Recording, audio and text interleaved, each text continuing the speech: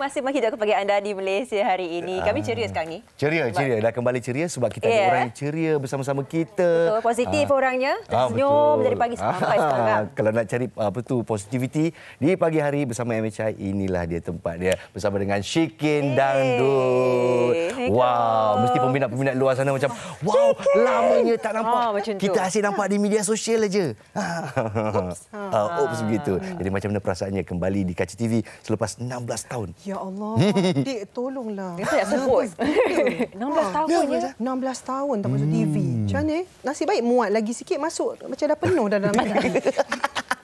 Alhamdulillah. Tapi manisnya masih maintain. Masih maintain. Personalitinya masih tetap sama. Apa yang nampak di media sosial samalah juga apa yang kita nampak sekarang ni.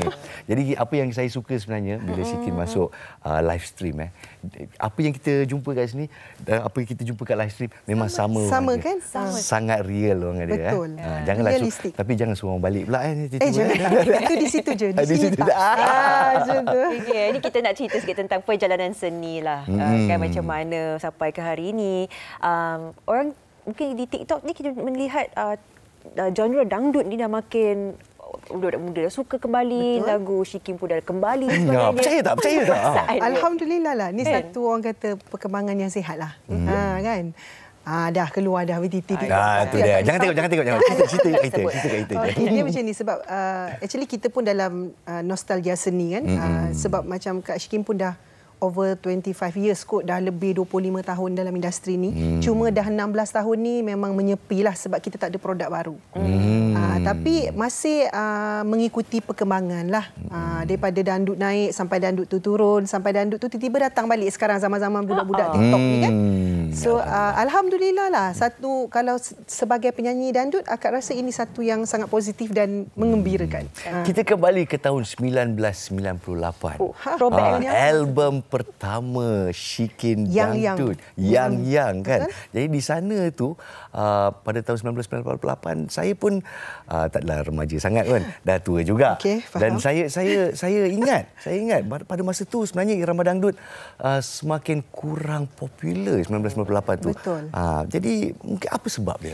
Sebenarnya irama dangdut ni dia sedang orang kata meletup tu dari tahun 95 96 tu. 95 96 97 98 tu dia dah mula agak orang kata down sikit. Masa tu zaman Iwan Raja Dangdut. Betul. Gitu, kan? Iwan and Melina memang tonggak lah.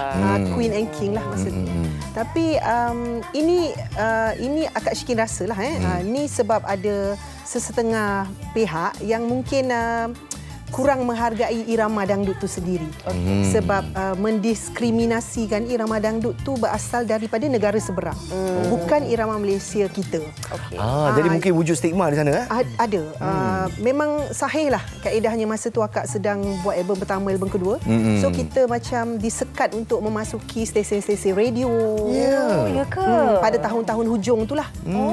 Stesen-stesen radio, TV dah mula sekat kan. Kalau dangdut je tak boleh. Ibaratnya macam satu orang kata apa ya, satu cara untuk menjatuhkan irama tu. Okey, bagaimana industri memain peranan tu pun memberikan impak dan Kak Shikin sendiri melihat dangdut dulu dan kini.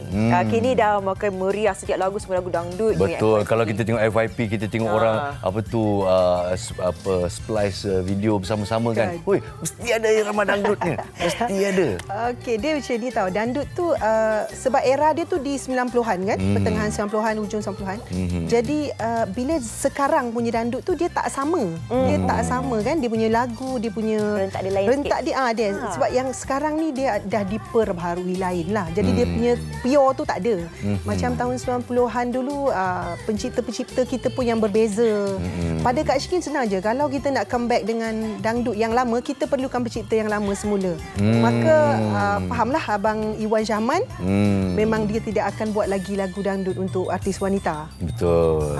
Jadi rasa Kak Shikin di situ je lah tahap orang kata boomnya dangdut tu. Sekarang dia maintain je. Even kita dah ada Baby Shima yang sebagai pelapis Anwar Gocha dan sebagainya. Tapi still dia tak boleh pergi cecah sampai waktu yang itu. Waktu tu zaman kegemilangan tu lah. Tapi mungkin kerana peredaran masa sekarang ni genre muzik masa dulu tiada muzik yang dikatakan sebagai EDM muzik. Mana ada elektronik dulu. Sekarang mungkin sebab dah pelbagai dan juga ikut peredaran masa irama dangdut dangdut pun sekarang dah guna synthesizer. Kalau kita dengar pun macam teknologi semakin kembang maju. Mungkin itu menjadi faktor. Salah satulah dia berkaitan lah. Kalau yang dulu tu kita bukannya tak ada kecanggihan tu semua, tapi dahulu kala punya recording tu kita more orang kata tak nak pakai this machine yang beria-ria sangat. Kita nakkan dia punya keaslian tu. Even kita menyanyi pun kita kena repeat balik chorus dia, bukan kita just tampal balik suara tu.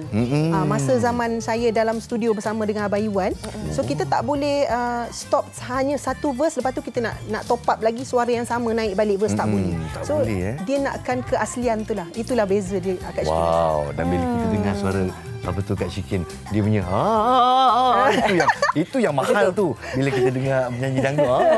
Sekali nak tekak dia bergoyang. Itulah kita tak nampak itu je. Kalau tidak pasti dia bergetar gedeg macam tu. Adakah itu memang itu memang ciri-ciri dia lah. Ciri-ciri seorang penyanyi dangdut. Itu bunga suara tu, lenggok cengkok dia tu.